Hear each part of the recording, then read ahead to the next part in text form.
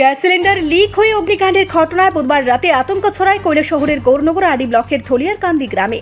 ধলিয়ারকান্দি গ্রাম পঞ্চায়েতের ৫ নম্বর ওয়ার্ডে বিধান চৌধুরীর বাড়িতে রাত আনুমানিক 9:30 নাগাদ আগুন লাগে।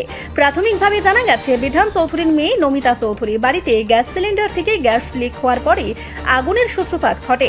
বাড়িতে আচমকায় আগুন দেখতে পেয়ে পরিবারের সদস্যরা আতঙ্কিত হয়ে পড়েন। অল্প সময়ের মধ্যেই আগুন ছড়িয়ে পড়ায় আশপাশের বাসিন্দাদের মধ্যে উদ্বেগ দেখা দেয়। খবর পেয়ে দমকল বাহিনী দ্রুত ঘটনাস্থলে পৌঁছে আগুন নেভানোর কাজে নামে। দমকল কর্মীদের প্রচেষ্টার পাশাপাশি স্থানীয় বাসিন্দারাও আগুন নিয়ন্ত্রণে সহযোগিতা করেন। শেষ পর্যন্ত আগুন নিয়ন্ত্রণে আনা সম্ভব হয়। অগ্নিকাণ্ডে বাড়িটির কি পরিমাণ ক্ষতি হয়েছে তা তাৎক্ষণিকভাবে জানা যায়নি, তবে ঘটনায় কোনো হতাহতের খবর পাওয়া যায়নি বলে প্রাথমিকভাবে জানা গেছে। গ্যাস সিলিন্ডার লিক থেকেই আগুনের সূত্রপাত হয়েছে কিনা তা এখনও নিশ্চিত নয়। দমকল ও সংশ্লিষ্ট কর্তৃপক্ষের তদন্তের পর আগুন লাগার প্রকৃত কারণ এবং ক্ষয়ক্ষতির পরিমাণ স্পষ্ট হবে।